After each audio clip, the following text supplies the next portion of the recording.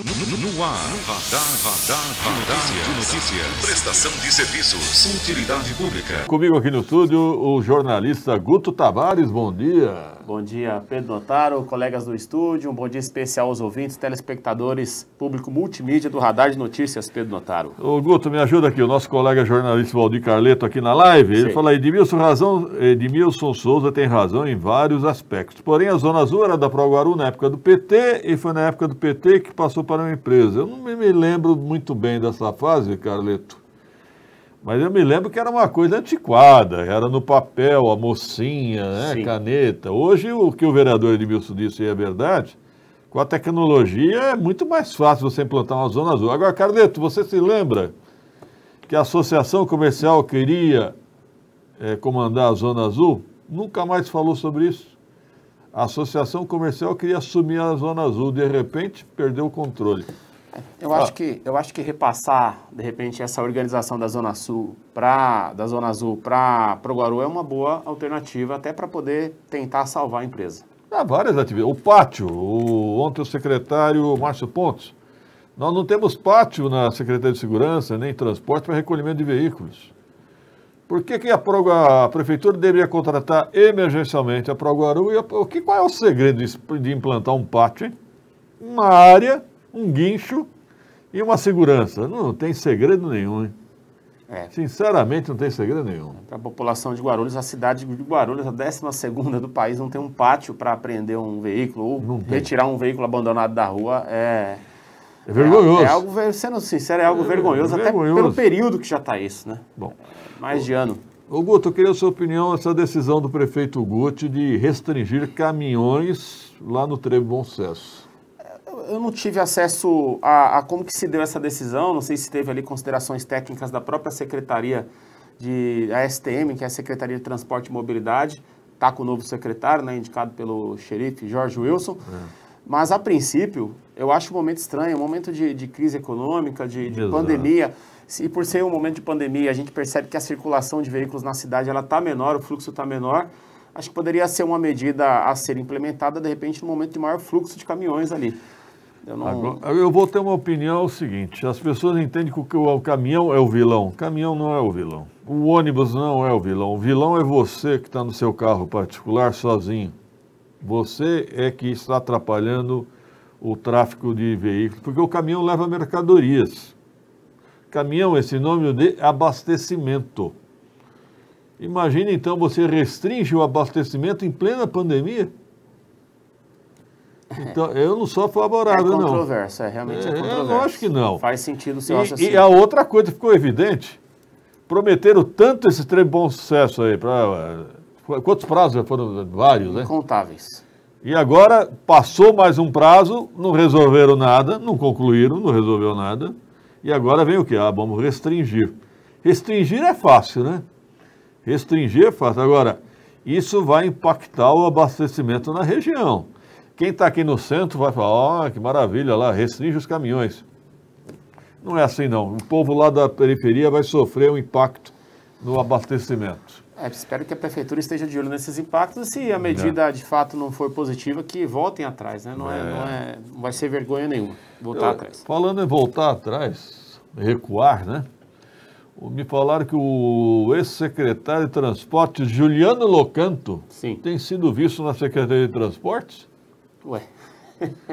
O secretário Luigi Lazuri, espero que o senhor não esteja se aconselhando com o Juliano, hein? Pelo amor de Deus, né? Pois é, o fim não foi dos melhores, né? Ou ele foi lá ver as multas dele lá, 50 e poucas multas que foram canceladas. Que vergonha, secretário. Paga essas multas aí. Que vergonha. Paga essas multas aí, pelo amor de Deus. E cadê o processo, hein, o secretário Trevisan? Cadê a sindicância, o processo dessas multas aí do secretário Juliano, hein? 7h38, Guto. Pedro, comentar um pouco sobre a sessão na Câmara Municipal de ontem, né? A gente assistiu e viu ali Aliás, ficou bem estruturada, né? A presidência, você esteve lá ontem. O presidente Martelo está conduzindo a sessão da sala da presidência, ficou muito bem estruturada. Olha, De repente, não sei se volta a sessão presencial, viu? Mas é preciso, né? Tomara que Mas não tão cedo. Volte. Não tão cedo, infelizmente, até porque a quantidade de pessoas que têm morrido por Covid-19 é um absurdo. Mas, eu vou dizer aqui, as sessões presenciais só podem voltar quando todos os vereadores estiverem vacinados. Exatamente. Pronto. Pode ser um marco aí, né? Um marco para que se possa voltar, né? Uma boa sugestão. Vereadores e servidores né? do plenário, né? Quem mais? Aliás, falando em Câmara, mencionar aqui a Betânia, né? O café da Betânia, senão ela fica... Maria Betânia, café da Câmara, parabéns. Ô Pedro, então, uma das coisas que chamou a atenção, diversos vereadores, quase todos, pediram um minuto de silêncio ali por conta de falecimentos de seus entes queridos. Infelizmente, o coronavírus, a Covid-19, pega da direita à esquerda, oposição, situação, muitas pessoas ali solicitando esse minuto de silêncio, enfim, que foi concedido ontem. Também a derrubada de vetos, que chamou bastante atenção. Foram derrubados vetos aí do prefeito a alguns projetos, por exemplo, da Genilda Bernardes, a ex-vereadora, que versa sobre a proibição de contratação de funcionários comissionados que tenham sido condenados por agressão à mulher. O que é muito coerente. Exatamente, né? O projeto foi vetado pelo Executivo e ontem os vereadores derrubaram o veto. Derrubaram o veto também sobre um debate que existe sobre se os vereadores têm direito ou não a 13º e férias. O STF já julgou isso, deu o direito parcial, ou seja, não tem direito a férias, mas tem direito a 13º. Concordo. O prefeito vetou porque o ex-presidente da Câmara, Jesus, inseriu nesse projeto alguns outros benefícios que não estavam acordados. Poderia ter vetado parcialmente, mas votou totalmente, o veto foi derrubado. E um dos receios, estava conversando com alguns vereadores, é o seguinte: o STF autorizou a pagar o 13º. Se não regulamenta isso, um vereador que fique lá 5 mandatos, por exemplo, ele pode entrar depois com ação e se tornar uma indenização milionária, porque vai cobrar juros e etc e tal, né? Então esses vetos também foram derrubados. Só me permita, Augusto, eu pelo coisa de Câmara Municipal, quando o Câmara Municipal começa a derrubar veto do prefeito Arrodo, que derrubaram ontem Arrodo, sim, é recado para o prefeito. A Câmara Municipal de Guarulhos mandou recado ontem para o prefeito que não está satisfeita. Então, há uma tensão entre o Legislativo e a Prefeitura. O que mais, Guto? Isso deve ter relação com aquele projeto para a criação dos cargos comissionados, certamente. E você sabe que eu prefiro assim, quando a Câmara está mais à vontade para avaliar o mérito das coisas. Por exemplo, esse projeto da vereadora Genilda, quem ganha a cidade? Esse projeto da vereadora Genilda tem mérito, tem sentido. O próprio vereador Guti, quando era vereador, ele fez um estardalhaço com aquela lei da ficha limpa, lembra disso? Sim, lembro. Então, bom projeto. Muito bem. Bom, e que chamou bastante atenção, a audiência é rotativa, aliás, a audiência está muito boa aqui nas redes sociais, Obrigado. A criação da Comissão de Estudos sobre a Proguaru, né? O vereador Edmilson Souza teve bastante habilidade de convencer os demais vereadores, o presidente Miguel Martello, que lá atrás já tinha se posicionado a favor da Proguaru, reafirmou isso ontem. Então a comissão está criada, um esforço do Legislativo da cidade de Guarulhos, de todos os vereadores, para poder salvar a Proguaru e com ela seus 4.700 empregos. É um avanço para essa categoria que está tão aflita, né? A gente vê nas redes sociais tantos trabalhadores e trabalhadoras da Proguaru pedindo apoio e é um respiro, né? É um sopro. Verdade. Aliás, aqui na live, o Luiz Tadal escreveu que gari da Proguaru, não é gari a palavra, é auxiliar de serviços gerais, né? Uhum. Ganha R$2.000 nos seus sonhos. Eles ganham praticamente salário mínimo. O salário mínimo nacional é R$1.100, eu acho que eles ganham R$1.200. Nessa faixa e mais um benefício ou outro aí, né? Para trabalhar o dia inteiro, sob sol, com uma enxada, ganha um pouco. Quem ganha bem lá na Proguaru são os bacanas. Entendeu isso? São os bacanas. Tem 5 diretorias, a Proguaru sempre trabalhou com 3 diretorias. Tem diretor de tecnologia que não é da área de tecnologia. Então tem um monte de coisa, que é parente de ex-vereador, né? Essas coisas que nós temos que falar. Tem muito parente de vereador e ex-vereador lá.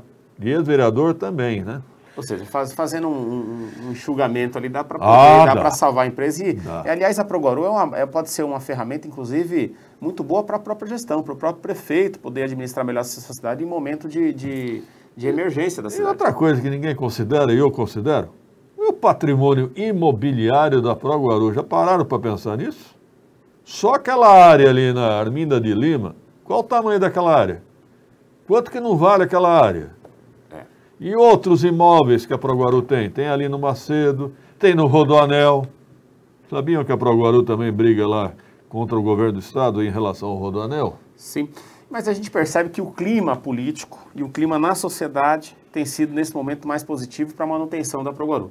Você não tem exatamente a noção do que se tem sensibilizado o próprio prefeito Guti para rever encontrar um outro caminho para Proguaru, mas a gente percebe que o clima político e o clima na sociedade dá esperança aos trabalhadores e trabalhadoras da Proguaru, principalmente, né? Aqui na live, Marisa Vicentina Miranda diz o seguinte, ASG, Auxiliar de Serviços Gerais, é o Gari da Proguaru, R$1.100. ganha R$1.100. É o salário mínimo. É o salário mínimo. Ganha mal pra caramba, hein? Para trabalhar do jeito que trabalha. Muito bem, que mais, hein? Mandar um bom dia aqui pro Paulinho Spinelli, está acompanhando também a gente. E registrar aqui também, Pedro, infelizmente uma nota de pesar, o pai do ex-vereador Tico Emerson, o senhor Afonso Meira Silva, infelizmente faleceu ontem, teve um infarto. Nosso sentimento. Deixa a dona Carmen, a viúva, o Afonsinho, o Edinho, o Marcelo e a Débora, toda a família, todos os familiares, os nossos sentimentos. O Nunes Júnior aqui na live, gostei do raciocínio, Nunes Júnior. Ele diz o seguinte, que as empresas na região de Bom Sucesso e Pimentas vão sofrer muito com essa restrição de caminhões pela logística. Sabe o que vai acontecer? Vão procurar outro endereço, é verdade. É isso mesmo, Nunes. É isso mesmo. Vão para Itacoaxetuba, vão para Arujá, vão para outras cidades. Isso é muito perigoso, né? Eu acho que isso é automático, né? Eles vão tentar se realmente prejudicar, como possivelmente acontecerá, vão procurar conversar com os vereadores, tem vereadores ali na região do Bom Sucesso, né? Que tem uma interlocução e vão tentar, mas assim, se não houver uma flexibilização, infelizmente o empresário tende a ir para onde fica mais fácil para ele. Eu concordo aqui com o Elias Graneiro na live. Mudem o nome para Trevas de Bom Sucesso, concordo. Aí é um projeto para algum vereador. A Treva de Bom Sucesso. Exatamente. Gente, a solução ali é outro retorno entre Cumbica e Bom Sucesso na altura do Jardim Presidente Dutra, ou ali da Jaco Pêssego, é aquela ligação que não foi feita ainda. Sim, né? É histórica também, aguardando ali, né? O que mais, Guto? Pedro, isso me permite apenas um comentário aqui, porque as pessoas nos cobram depois aí nas redes sociais em relação aos nossos posicionamentos. Com relação ao julgamento ontem do habeas corpus, pela suspeição do juiz Sérgio Moro, eu penso o seguinte, né? Eu acho que do ponto de vista de significado, é sim um duro golpe contra o combate à corrupção, passa a imagem. Mas se você se aprofundar na questão do direito, não é bem assim. Independente de condenação e não condenação do Lula, suspeição ou não do Moro, as pessoas que são antipetistas vão achar que o Lula é ladrão para sempre. E as pessoas que são fãs, são os bolsonaristas mais radicais, as pessoas que são fã do Sérgio Moro, vão achar que ele é um herói para sempre. Essa decisão na prática é isso. Agora, de fato, o juiz Sérgio Moro, num dado momento, ele se encantou com os holofotes. Lógico. Da TV Globo, por exemplo, vazando informações. Grampeando escritório de advogado. Não se pode grampear advogado. Presidente da República. Grampeando o presidente da República. Né? Então o Moro se encantou com o poder político ao aceitar ser ministro do Bolsonaro. O maior Se erro o da Moro vida continuasse sendo juiz, eu duvido que teria tido qualquer revés da Lava Jato. Ele errou. E ele poderia ser, inclusive, hoje ministro do STF. Mas se encantou com o convite político, se tornou político, saiu do Ministério da Justiça desmoralizado. Infelizmente chega nesse momento com essa situação aí que é ruim para todos. O combate ao crime tem que ser digno. Você não pode combater o crime fazendo crime. E o que foi feito ali é um crime. Aquela junção do juiz com o promotor, com o procurador, isso não é aceitável. O ministro Gilmar Mendes tem muita razão. Só vou dar uma crítica ao Supremo. Demorou. Eu acho que demorou... Deveria ter agido mais rapidamente. Demorou muito. Estavam todos encantados, né? E também tinha uma pressão social da sociedade, muito grande. Mas é que tá. Eu nunca fui fã das decisões do ministro Gilmar Mendes, até porque muitas vezes eu até confundi a questão política com a questão do direito. Mas a gente vai observando, infelizmente ou felizmente, ele está sendo coerente com o que ele fez durante toda a sua trajetória. Por exemplo, esse mesmo STF que agora julga como parcial o Sérgio Moro é o mesmo STF que autorizou a prisão do Lula e autorizou que ele não fosse ministro da Dilma. Por isso que é o mesmo STF. São os mesmos juízes. Então, não pode ser assim, falar, então se decidiu porque eu acho que tem que ser assim, o STF presta. Quando decide que algo que eu não concordo, então não presta. A gente tem que ter um pouco de equilíbrio, né? E também chamou a atenção ontem, Pedro, o pronunciamento do presidente da República, Jair Bolsonaro. Acho que ele evoluiu, né? Porque o Bolsonaro, toda vez que ele fala da pandemia, ou ele dá risada, faz chacota, ou ele arruma briga com alguém. Ontem ele foi mais sereno, não estimulou aglomeração, não estimulou cloroquina, mentiu em relação às vacinas, nunca foi defensor de vacina, coisa nenhuma, se não é... Todo mundo que acompanha de perto as realidades e tá desapaixonado, sabe que isso não é um procedimento que sempre defendeu. Mas assim, espero que ele se sensibilize mais. Mas demorou. Sempre é tempo de acertar. Assim, demorou, mas diante do quadro que a gente tem com mais de 3 mil mortes, é importante que tenha uma nova postura. Em cima do horário, obrigado, Guto Tavares. Até a próxima. Até a próxima.